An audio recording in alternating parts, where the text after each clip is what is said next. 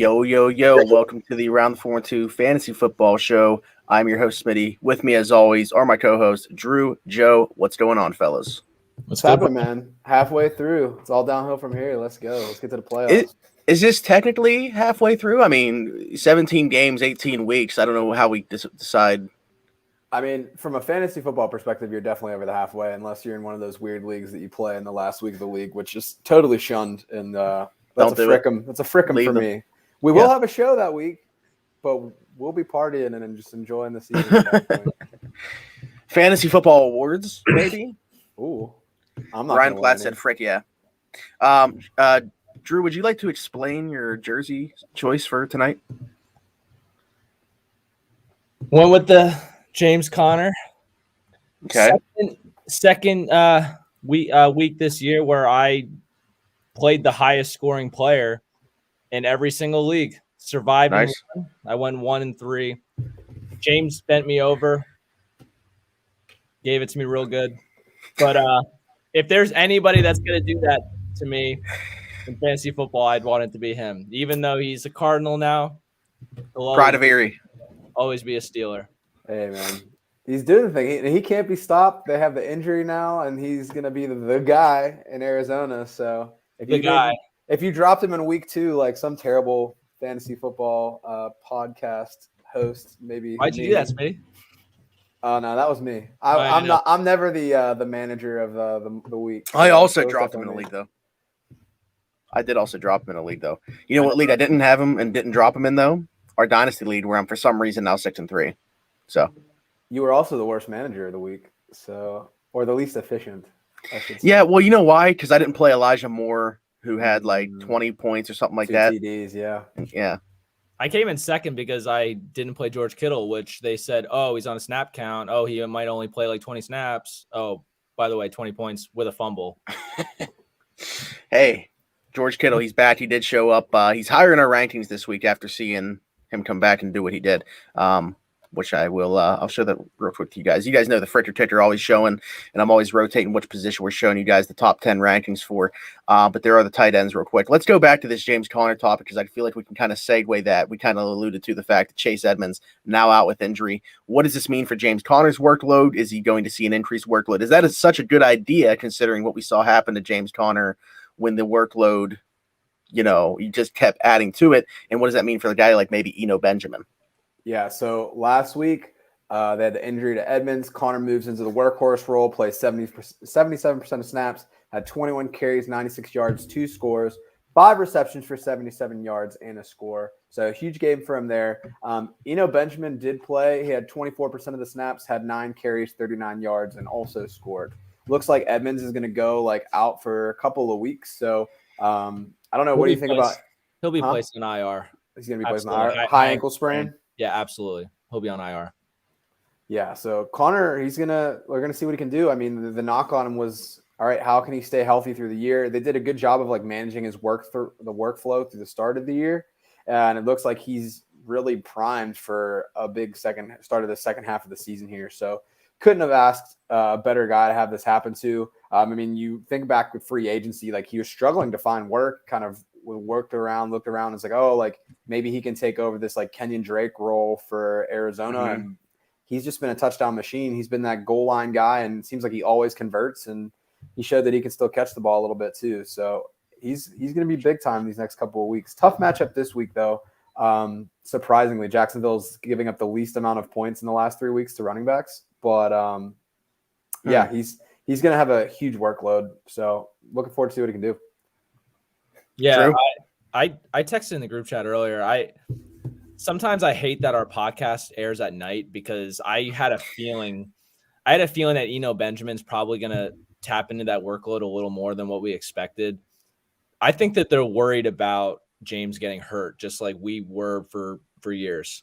I think Eno Benjamin's going to take over that Chase Edmonds role. I just don't think that they felt he was ready as of last week. And there's already been a report from NBC Sports from a writer that covers the Cardinals that they expect Eno Benjamin to have a pretty big workload going forward, higher snap count. So I think that it could potentially be eased into with Eno Benjamin, and James might get enough workload next week to have a bigger week. I know you said a bad matchup, but I think he'll get enough touches to have the volume. But I'm considering James as a sell high. I think you could probably get something good, especially after this week, and take advantage of other people in your league that might not know who Benjamin is. Yeah, I actually really like that move. I mean, Connor, the volume really hasn't been all that crazy. It's been very much like a 50-50 split, which we've seen a lot of successful running backs this year in fantasy football. You look at someone like Melvin Gordon. People have hated Melvin Gordon all season, but he's putting up the numbers with Javonte Williams. They're like, oh, he's going to usurp him for the starting role. It's not happening. You look at Arizona, James Conner has really benefited from being the goal line back, and he's getting a lot of end zone work, even though he doesn't get a lot of touches. There was a game a couple weeks ago. He had 6 touches, but 2 touchdowns. So it's one of those things where, is that going to be something that continues? Arizona is an offense that could do it, but you're right. I mean, it's very much like a prime sell high candidate. Yes, there has been a lot of running back injuries this season, but seeing what your league's out there, seeing what the makeup of your team is, you could definitely take advantage of a scenario like this, because we know it's going to go back to that split whenever Chase Edmonds does come back. So I like that move a lot. They're 8-1, and they're taking it easy with their players. Like Kyler Murray. Oh no. I thought it was me. No. I think we lost Drew. All right. Well, I'm going to say what I was about to before Drew started to chime in there. Until Donnie Druin is the one that covering Cardinals, it says something about Benjamin. I don't want to believe anything in terms of Benjamin. Drew's back. We got Drew. We got movement on Drew now. It's so weird because I was here the whole time looking at you guys talking. Here, really? But like, I don't know what the hell is going on. Sarge said, couldn't agree more, Drew.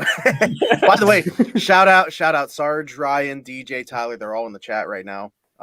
So shout out to those guys for being here. Yeah, Tyler said Eno time. I like it. I know he's got him. He's waiting for Eno to be unleashed these next few weeks. Maybe we see it happen. Tyler is that true king in the grass, though. That man knows about like all of like the deepest sleepers, like anybody that I know. Like he's got the stats on players that I've never even heard of. They're like not even in the league yet, and he's like got their 40 time, like everything. So he went out to somebody, I want to know. He went out and recently scouted the high school quarterback at the team that Phillip Rivers coaches. Yeah, he also scouted got his eyes on him. Had that 6 stiff arm touchdown run a couple days ago too. Tyler drafted Arch Manning like 3 years ago. Ricky said Josh Allen made me sad. Yeah, I'm sure I actually went against him. So this is the worst quarterback matchup maybe of all time. I had Dak Prescott. The person I went against had Josh Allen. And think about so up until the garbage time touchdowns Dak Prescott threw, I was like, man, like I had 6 points. Josh Allen had 2. I'm not that good. Want to hear the worst move thus far in fantasy? I dropped James Conner 3 weeks ago for Myles Gaskin. Ooh. Oh my God, bro. Myles Gaskin. I've been flipping out about this dude for like all season. Hey, Sarge, I think you just exposed. Hey, real quick. There's just a news break that just came out. So it's been revealed that Sam Darnold has a fractured scapula. So it's a right shoulder injury leading to Darnold missing several weeks. I feel really bad actually just right now. I just feel really bad. Neither of you guys were looking. I was kind of celebrating on the screen right now. The only reason is because I picked up PJ Walker, because Burrow's on a bye, and I needed like a quarterback that maybe had a chance of playing. So I picked up PJ Walker. I think Matt Rule just came up behind him to. Well, Matt Rule would not like commit to him this week. He's like, I don't know what's going on. Our quarterback kind of sucks right now. Yeah. Man. Okay, so add that to the injury news. What does that mean for Carolina? Christian McCaffrey, the receivers, and DJ Moore, Robbie Anderson. What does it mean for those guys? I mean, Robbie Anderson's had a tough year. True. So I don't know that I really even should have thrown him in there, to be honest. About him, but I mean, he has been getting the targets, but they haven't been able to do anything with it because Darnold's been so bad. DJ Moore, stud, like him a lot. I think he's a top 12 receiver for the remainder of the year. I don't think that hurts him. I think he's somebody that you can lock in on. Getting Christian McCaffrey back, I mean, that makes everything easier for an offense. The only way that might hurt him a little bit is that PJ is a little bit more mobile than Sam Darnold is, although Darnold was leading the league in rushing touchdowns for the first few weeks of the season, so who knows.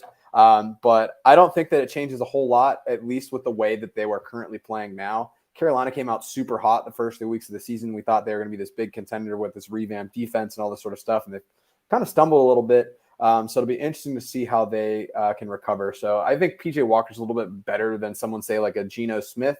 but I don't think he's going to come in and just like revive this offense completely. So I don't think it changes a lot from the other fantasy relevant players. Maybe gives a little bit of bump to the receivers because he could potentially throw a better ball than somebody with a busted up arm. Sarge asked if there was any news for Kyler's injury. I have him and Jalen. That Hurts, I assume. I believe it is. So what's the latest there, if anything, that we've seen?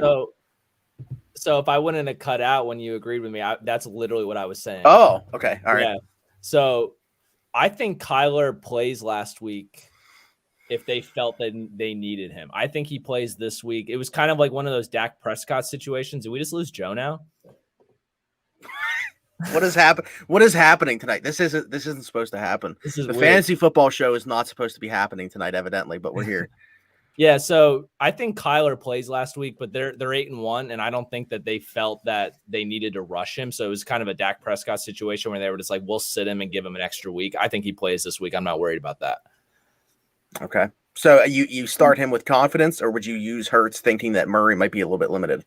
So Cardinals have the Panthers. Who do the Eagles got this week? Broncos. That's a tough matchup. Yeah, we saw what just happened to Dallas's offense. I'd probably just hang tight with Kyler. I don't think he's going to play again, honestly. Personally, I don't think they're going to. Why would they rush it? Colt McCoy actually looked pretty solid last week. That's the only thing I'm worried about is that Colt looked good. But for everything I've read, they've said that they felt he could have played last week. They just felt like they didn't need to rush him. So, I mean, they could sit him again, but how often are you just going to sit him and then he just kind of loses that zone that he was in for most of the season? You got to get him back out there at some point. So we'll might see. Start to fade in the MVP race too. That's what's most important. And he already has. I mean, it's pretty much right now it's like Brady and Lamar. So even though he's playing for the best record team in the league, like Kyler Murray's already kind of been forgotten about. So it'll be interesting to see what happens. I think if he doesn't practice this week, then I would just throw in Hurts and not really think twice about it. Both of them don't have great matchups. So they both play at 4:00, it looks like. So you can make that decision Sunday. No worries. Don't even stress that too much. Yeah. I have Hurts, but honestly, I've been starting Tannehill the last couple weeks. So Sarge said, I wanted to know if it's too soon to pull the plug on Jalen. I know he's been decent, but the last 3 weeks, his fantasy value has been dog poop. I don't know what his last 3 weeks has looked like, to be quite honest with you, without looking.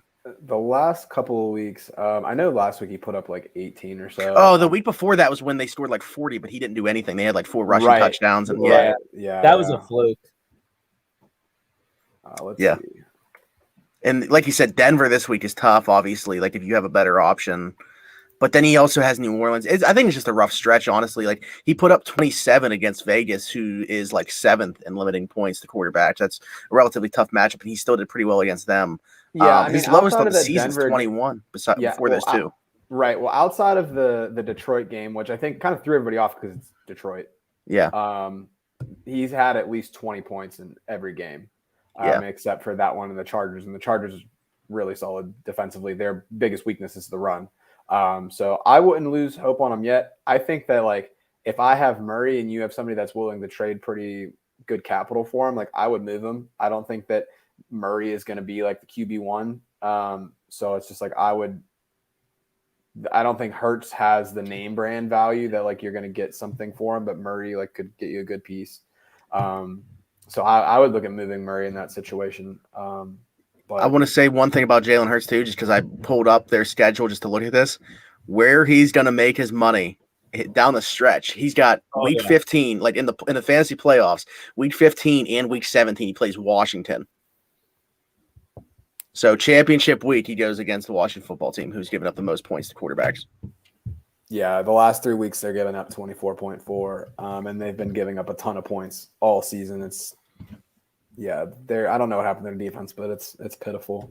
Yeah, very bad. I mean, we appreciate the comments, but getting back on track with just stuff that we have in our notes here, some other injuries to talk about. James Robinson sat out last week. Sounds like they've kind of already alluded to him coming back this week. So, what do you think about that situation in Jacksonville? Because Trevor Lawrence himself was dealing with a little bit of something as well, but it sounds like he'll be okay. But what's going on there? Do you trust James Robinson to just put him right back into your lineup and have a full workload? So I don't even trust Urban Meyer. So the last few weeks, there's been injuries that he was like, oh, this guy's going to play. And then out of nowhere, he was like, not. Like James Robinson, he said last week was going to play, didn't play. Like I'm not sold on him I'm not sold on him playing this week. Okay. I wouldn't use a waiver wire ad on Carlos Hyde, but I would watch that all week. He was clearly the guy when Robinson was out. So that's someone that you could spot play.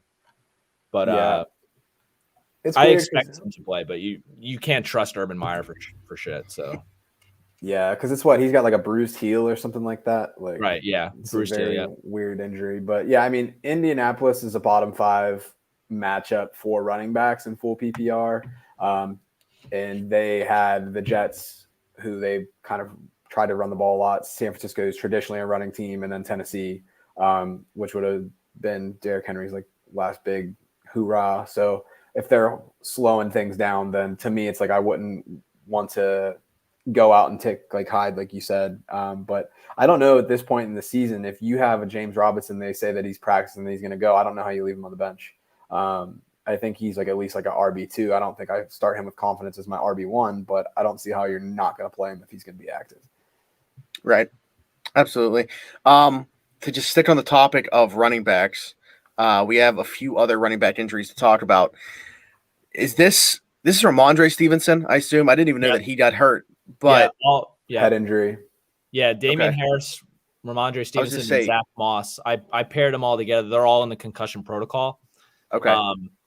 Ramondre Stevenson has the best chance to play of that group in New England. And he looked really good last week when Harris went down with his concussion. So if he plays and Harris doesn't, I think that he's definitely a flex play, if not RB2.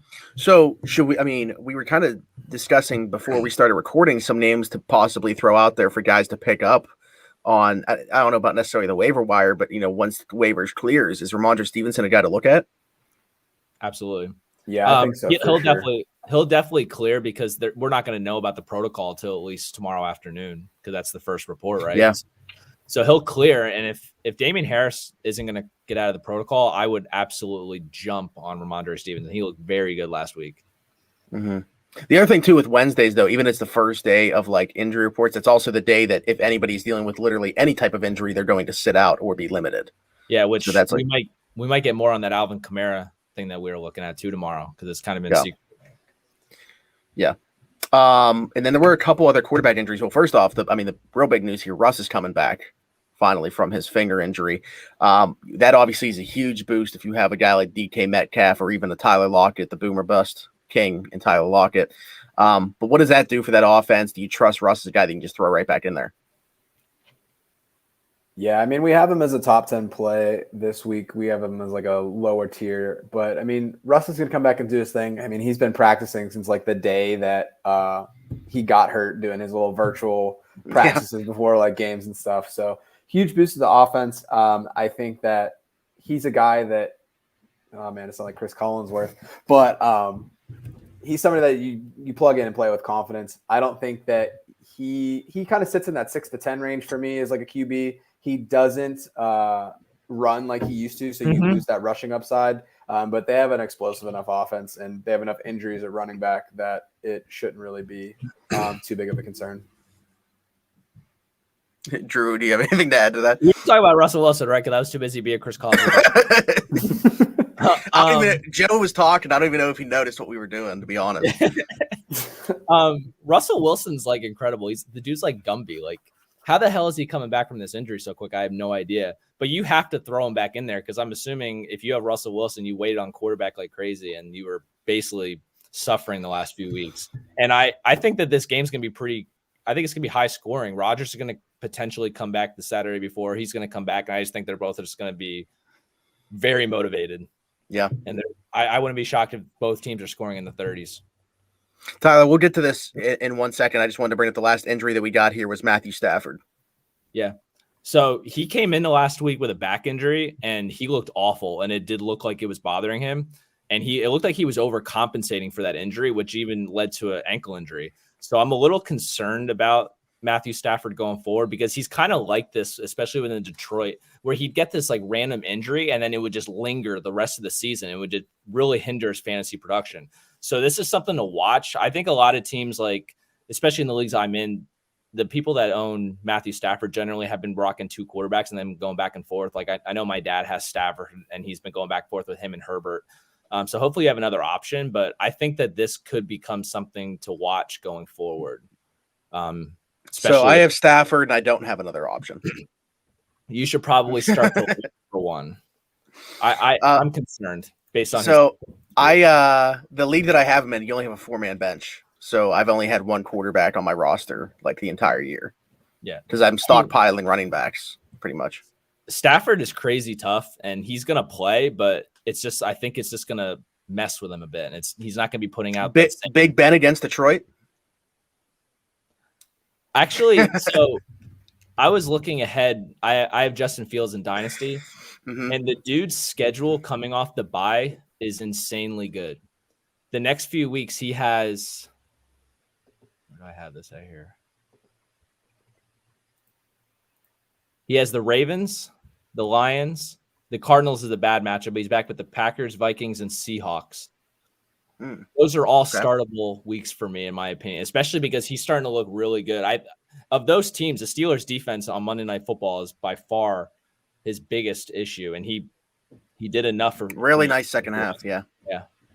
So I'd look at him. He'll clear waivers because they're on bye, so maybe a deep stash for later in the season. I think now is the time to go and get Justin Fields. So Tyler, I wanted to come back to this, but he said, "Wait, what's happening with Kamara?" So yeah, there's just like a lot of rumors what's going on there. They worked out 3 running backs. You actually said, I didn't see that when I Googled it, but you said that they signed Josh Adams to their practice squad. Yeah. They brought in Kerryon Johnson too. It looks like they brought in Kerryon Johnson, Rodney Smith, and Josh Adams. Some people are saying that it's a bone bruise in the foot, but they won't confirm or deny what's going on. They did just get Mark Ingram recently. So I would imagine he leads the attack, but who knows if it's going to be something big, small, or whatever. The Saints are being very weird about it. Yeah, it's going to be tough. That's why we said we're really not going to have more information until tomorrow, probably at the earliest. DJ also saying Sam Darnold's out, PJ Walker, potential pickup. So like I'm using him because I'm in a 2 QB dynasty league, and it was literally just I need a quarterback that could potentially be starting. So I picked him up like 2 weeks ago, and by fate, he is taking over for an injured Sam Darnold. So I got lucky there, but I don't know that he's somebody that I'd be really interested in picking up, even as like a streaming option. That wasn't luck. That was pristine fantasy analysis on how bad Sam Darnold has looked. Yeah, like you said, is it really an injury? And against Arizona, I wouldn't feel comfortable with that matchup. Right. Realistic option that you could stream this week, he might have been picked up because of last week games, but maybe not, is Carson Wentz. I know Jacksonville had the big game against Buffalo, but they're still the Jaguars. So, yeah, that could be an option. That is true. They are the Jaguars. Okay, so let's get into some topics now that we wanted to throw in here and just kind of toss around and discuss. I'll just throw them out there and see where we can take them. Patrick Mahomes, and then in all caps, Drew puts again. This is the 5th week in the row that he's been outside the top 20 in quarterbacks. How can you continue to start him? I don't have any shares of Patrick Mahomes, but unless you're in a 2 quarterback league, you can't even justify starting him as a QB2. It's just facts. He's Patrick Mahomes, but he's not producing. You're just going to sit around and wait. I think he's a great buy low candidate. He's going to figure it out. People are going to freak out. It's like trying to think of who's like a QB that's been playing pretty hot right now. Like, I don't know, but yeah, he's going to figure it out. Like it's going to happen. He struggled a little bit here and there, but I'm not worried about it. He's going to be fine. But yeah, is he matchup dependent?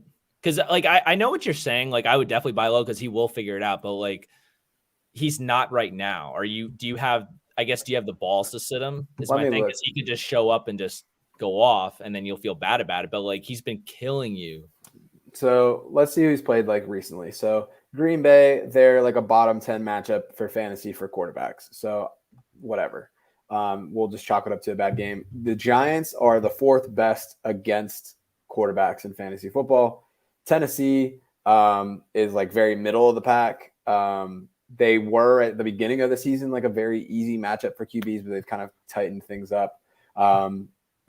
Looking at like the Washington game, he had 23 fantasy points, and we know Washington's terrible. He had a good game against Buffalo, and he had 19 against Buffalo. Buffalo is probably the worst team to face in fantasy football right now, and probably real football. Like, they're just killing it across the board.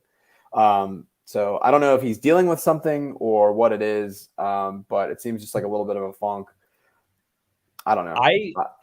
I had him outside my top 10 this week because they're at Las Vegas, and for some reason he struggles against the Raiders and the Chargers within the division in the past.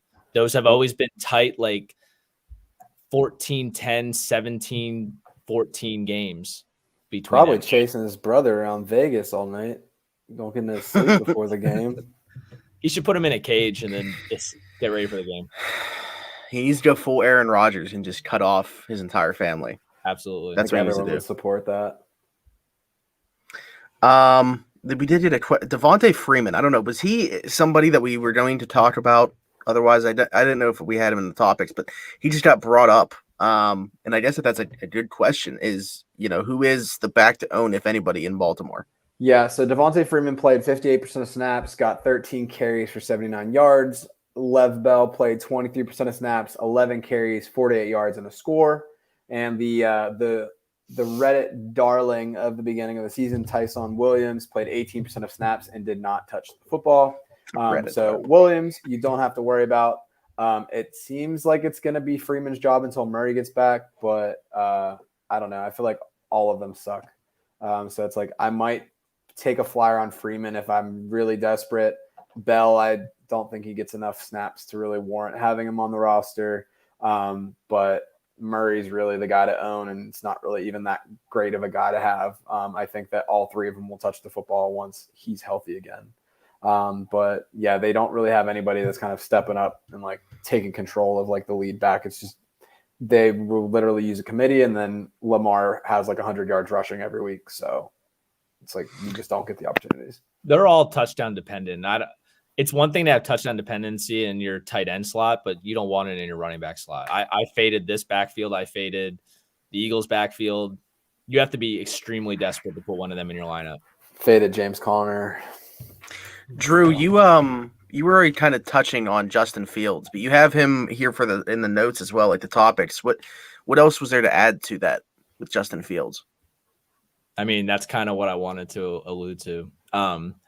The last 2 weeks, let me ask you this. Who do you think were QB1 and QB2 the last 2 weeks in fantasy? Well, I'm going to guess that Justin Fields is probably in there since we're talking about he's I know that he was number 1 for PFF last week, if that means anything. Yeah, they suck. He was QB. Who do you think was QB1? Wasn't it? For what would you say the last 2 weeks? Last 2 weeks average points. Overall fantasy points. And they were both solid weeks. It wasn't like he just blew up 1 week. Probably Lamar. No.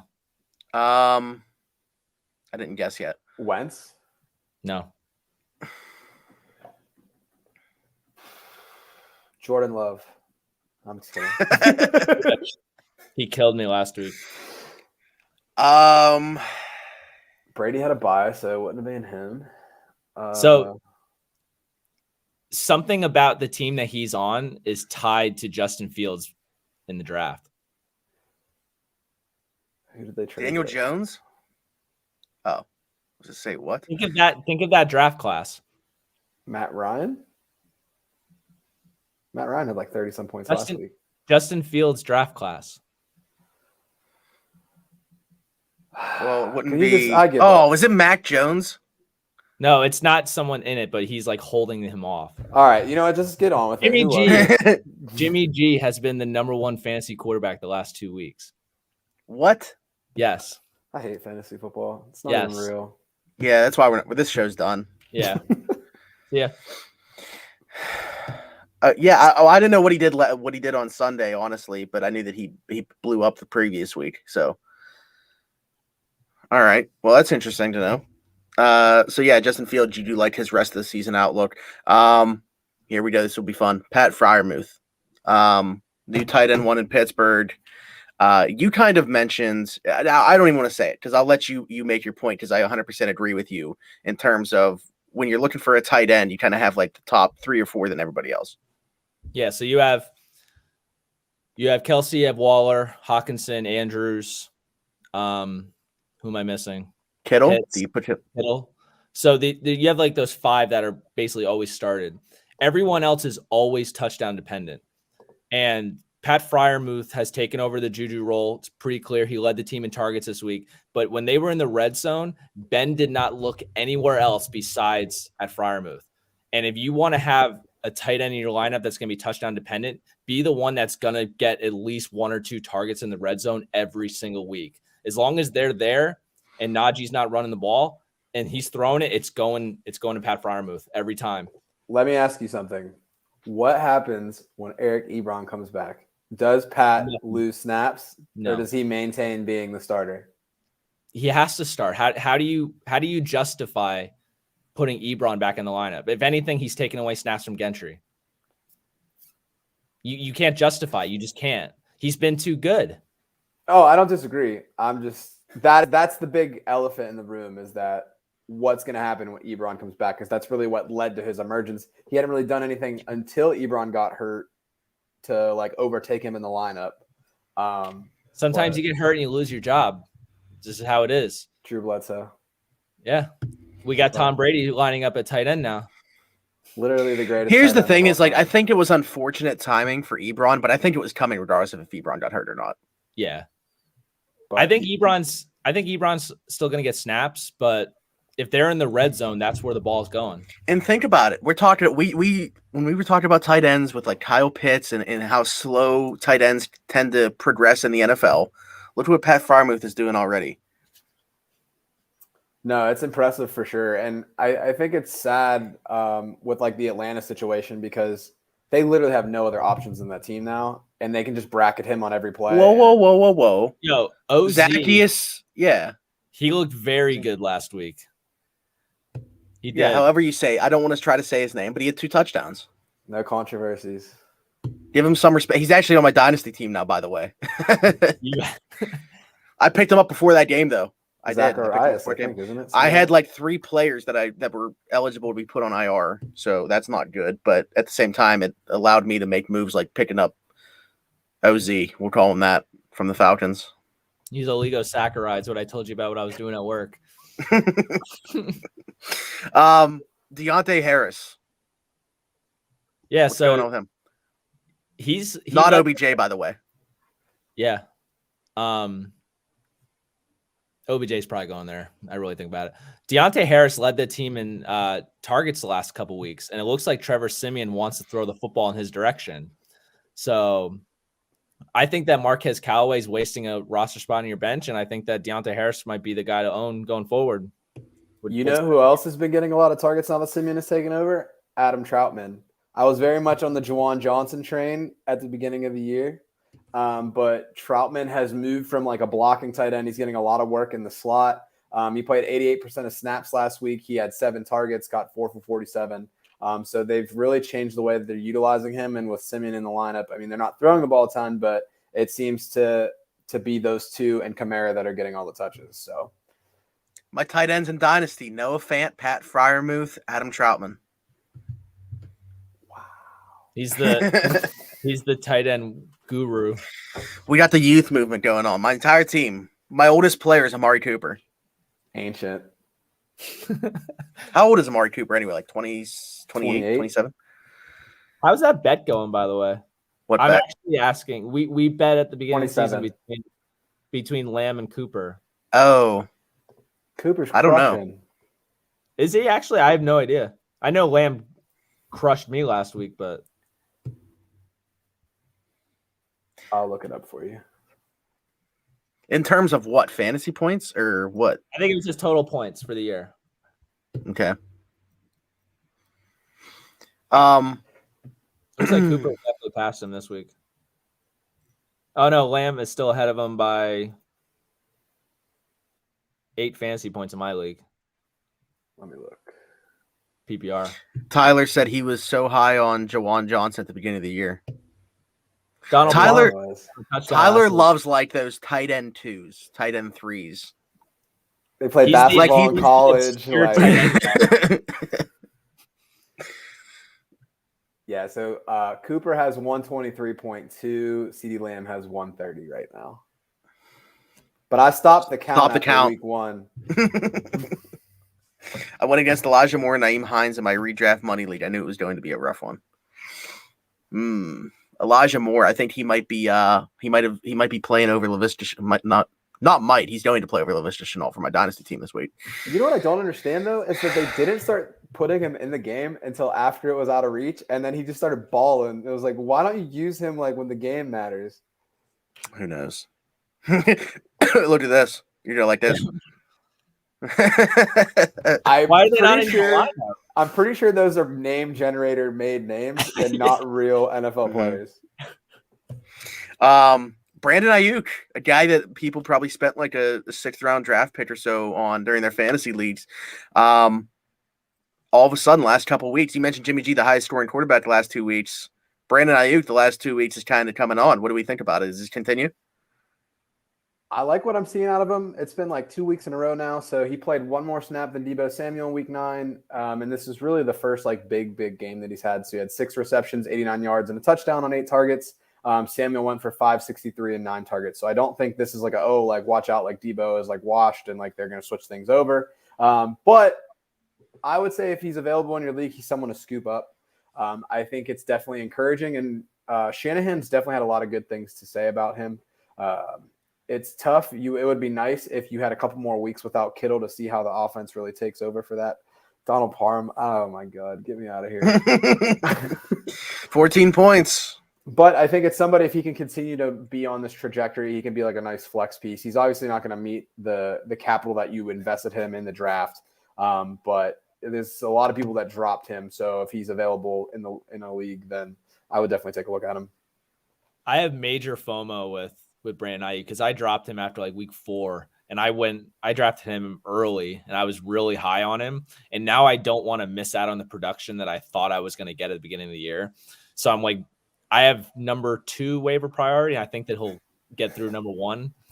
I'm really thinking about grabbing him, but I just don't trust 49ers players. So I'm like very tough decision for me. Come on, Jimmy G, dude. Number 1 quarterback in fantasy football the last 2 weeks. Come on. Deebo Samuel is struggling with, I think he has a calf injury, right? So yeah, if he gets healthy, it could just be a fluke that because he's been hurt that he's been balling out. But I just don't want to miss out on the opportunity if he does continue. I think Tyler needs to write like an article on just like taxi squad players because he keeps naming players that I have no idea who they are. Taxi Tyler, baby. Let's ride. Taxi squad Tyler. Okay, well, the last topic before we show Joe's updated charts, if you guys had anything else, is going to be the Panthers offense. I mean, we kind of got new information regarding that, though, now with PJ Walker being the quarterback for them for the time being. We kind of already touched on what does it mean for this offense, but like, did we really talk about Christian McCaffrey and all this? I feel like we talked more about Robbie Anderson and DJ Moore. What happens with Christian McCaffrey? So he only played 49% of the snaps last week and had 19 touches, 106 yards. It's only going to go up from there, and they're going to give him the ball until he peaks. That team, pretty much, their offense is designed around him. They're going to do everything around him.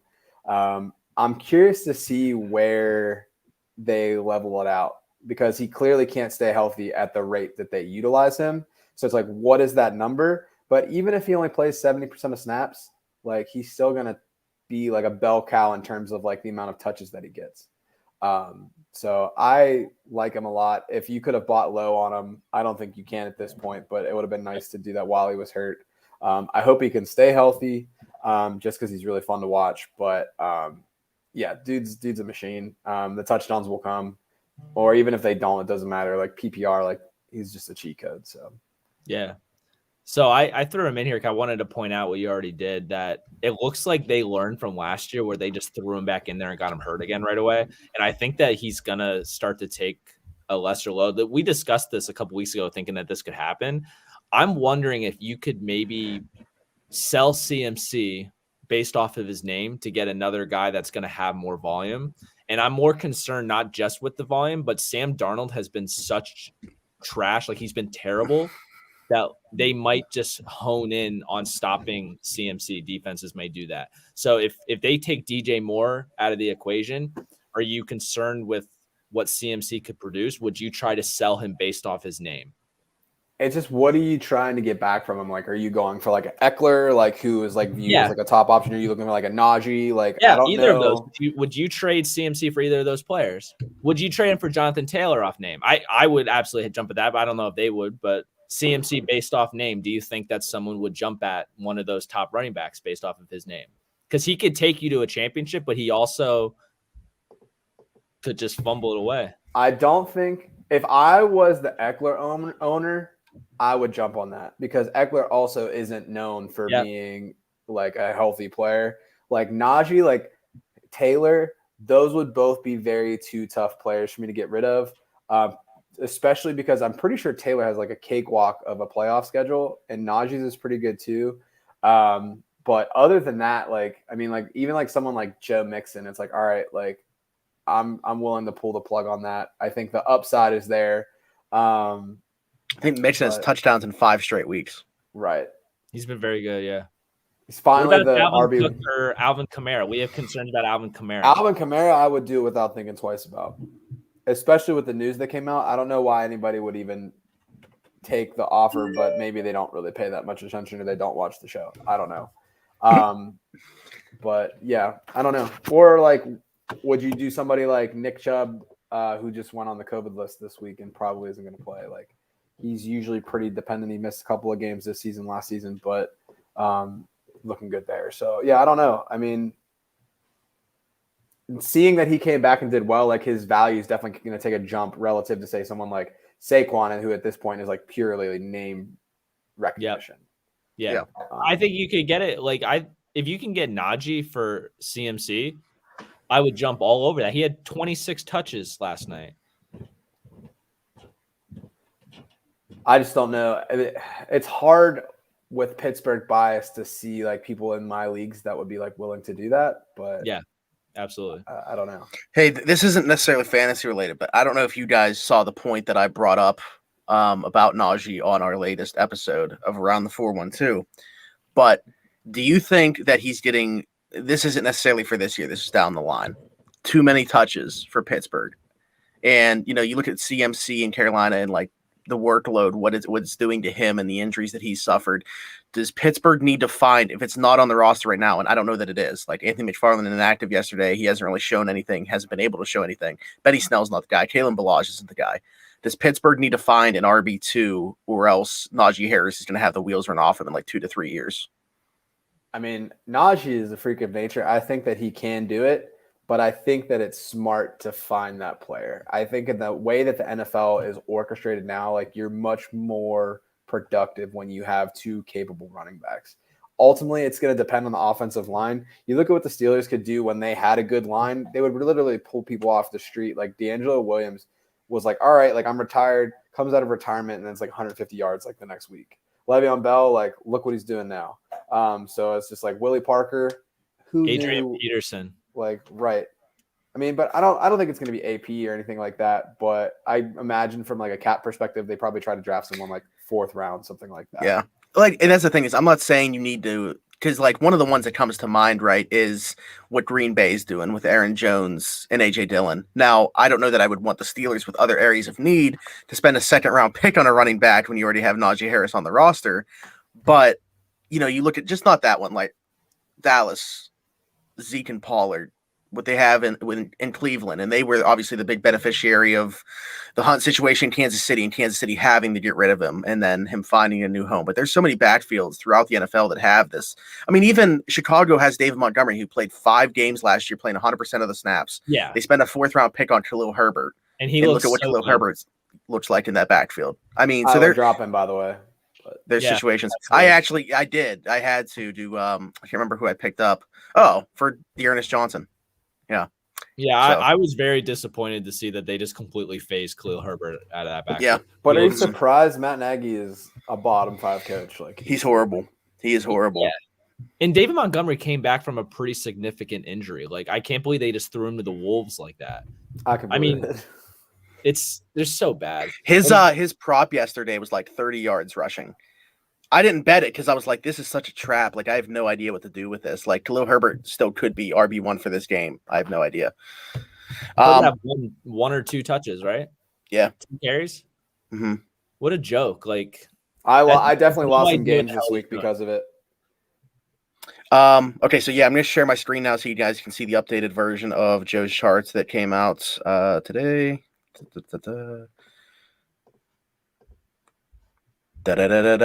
There it is. I can't read that. I don't read those colors, Joe. Yeah, so we got some feedback on Reddit this week that the chart's a little bit hard to read because of the colors, depending on like if you're. Did you really? I completely missed this. Yeah. So I got someone in the comment. They're like, "Hey, like, is there any way you can like reformat this? Because like I can't see anything on the charts. Like, obviously I can read the numbers, but like the red and the green, like it just really blurs together." I didn't know that this ended up on Reddit. By the way, I thought. Oh yeah, I've been putting this on Reddit for like 3 years. I just switched it instead of my Twitter handle. Now it's our Twitter handle, and I don't think I've ever gotten a follow or anything for it, but it's okay. I'll follow you, Joe. I got you. You already do. But yeah, so what we're looking at, if this is the first time you've been on the show or you don't follow us on Twitter, what this is the last 3 weeks average points allowed per game. So what you're seeing is the teams on the left, those are the defenses that you're going up against. Green matchups are good matchups. Yellow matchups are like average, and then the red ones are ones you want to avoid. That doesn't mean that if you have a player that is high caliber. So, for example, we have, say, like Kyler Murray, DeAndre Hopkins, James Conner against Carolina this week. That doesn't mean that we're just going to bench those guys because the chart says they have a tougher matchup. It just means when you're thinking about your lineup construction that they might have a tougher matchup relative to their peers. So what you'll notice here is that for each different position and for each different scoring strategy, so we have a PPR chart, half point PPR chart, standard chart that you can say, all right, like what are teams doing well? Where are they struggling? So for example, we're looking at the New York Jets. They're pretty much terrible at everything across the board on defense. So we're looking at a bounce back performance for Josh Allen. So pretty excited about that matchup. Other places that you'll notice that things are looking pretty good. So Philadelphia is getting ravaged by tight ends right now. So if Noah Fant can come back this week, then he could be like a sneaky play. And I am also expecting a huge game from Travis Kelce. The Raiders are not doing well at covering the tight ends. So this is just a good tool to have if you are interested in like DFS. This is something that's really useful. So it's pulling information from fantasyfootballtoday.com and just formatting it a little bit different. Moving forward in the future weeks, we're going to change things up a little bit from the color scheme, but ultimately the information is going to be the same. But yeah, we post those every Tuesday. And if you have questions about those or anything else, give us a follow on Twitter at 412FF show. And we're happy to help you however we can. So yeah. And really the only thing that I can add to this is that Joe puts this out not just for PPR format. There's half point PPR, standard, and then of course a breakdown of how to read the chart, even though people on Reddit said they couldn't read the chart. It's okay. It's okay. And you know what? It's super sad too, because 3 of the 4 worst defenses in the league are on bye this week. So it's just yeah, I saw you say that. Yeah. Sad boy hours. Super sad. But hey, that's what we'll do. It bodes well for Buffalo. Got a great matchup against the Jets. I mean, we saw it last week with the Colts. But what's nice about this is so this is looking at the last 3 weeks. So as things are changing, as things are happening, it's a rolling average. So we have a lot more data in week 10. So this is probably going to look different from like your ESPN ranking or your Yahoo ranking or your sleeper ranking or whatever. So it's a good comparison to say like, hey, how are they trending more recently than the season aggregate? So that's why I like looking at it. There's just a lot of injuries that can happen. And as things change, you're getting that more up-to-date info. So yeah. Good stuff. Good stuff. Drafting Najee was obviously the right move, but Benny would have been a fine breather guy if the line wasn't so volatile. Disagree. I mean, it's just like he had the game against Cincinnati in 19. He had the Relook Giants game Yeah, the first Giants week game. at 20. Yeah. I think Kalen Ballage looks the best out of that group of backup Najees, but I mean, Najee's the only one that he just doesn't do anything for me. Like, what is he good at? His mouthpiece game is really strong. The spinner he actually mouthpiece, got rid of that. I mean, that's really the problem. He's not even good at that anymore. I don't know. I mean, in the pinch, we've seen what he can do. Maybe he's not the worst option, but I just think if you're talking about a guy to give Najee some breathers throughout the game, he's not on the roster right now. Sorry, my cat just went like Swim shit and is like he's like Spider-Man crawling up the back of this chair right now, like up a wall. He should be our third and short guy. The thing is, though, like, why wouldn't that be Najee, though? Like, you see Najee? Hey, you have your own show for this. This is fantasy football. Yeah, I know. That was my fault for bringing up a non-fantasy football topic. Najee's the first running back that we've had in years where I just know that he's getting that 1 yard. I just know it. He's either going to go over the top or unless they give him a bad spot. But anyway, okay. Any closing thoughts that actually have to do with fantasy football and not just the Pittsburgh Steelers? No, I mean, we mentioned the Browns backfield. They only have one active running back who is healthy. So Dearness Johnson, if he is available in your league, I know a lot of people dropped him after Chubb came back. Definitely want to scoop him up this week on waivers if you can. He will be a must-start option considering he'll be the only back in the backfield. I don't think Hunt's going to return from IR. The Browns players, so Felton and Chubb, will need 2 negative COVID tests 24 hours apart if they're going to be active this week.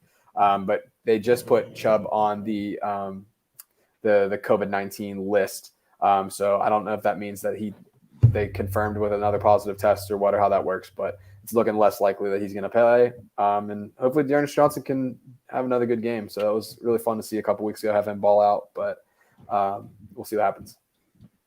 Yeah, and now you got me thinking. Do I have no? That's gonna be tough.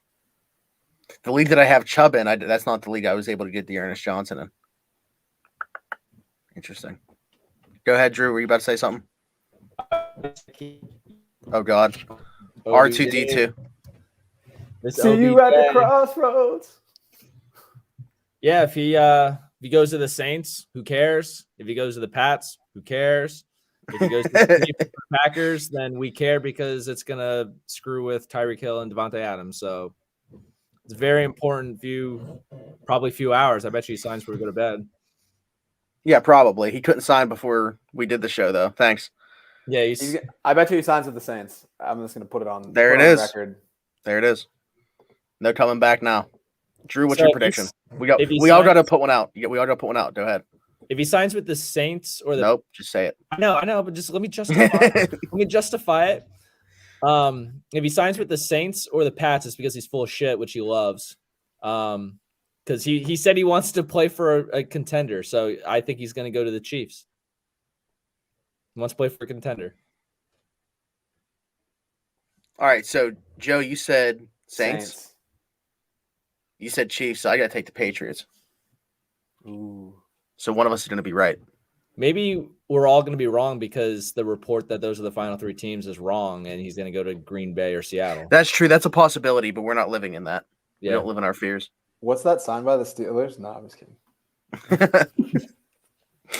But all right, guys, if you've made it this far, thank you for tuning into this episode of the Around the 412 Fantasy Football Show. We can't thank you enough. Leave us a like, subscribe to the channel if you're not already, comment down below, hit that notification bell so you know when we go live or post any other videos, Platts picks, all the other stuff that we do along with the Fantasy Football Show. If you have any questions for us, you can always tweet at us at AT412FF Show. Other than that, it's been Smitty, it's been Joe, it's been Drew, and we'll talk to you guys next week. Best of luck this weekend. Bye-bye. Later. See you guys.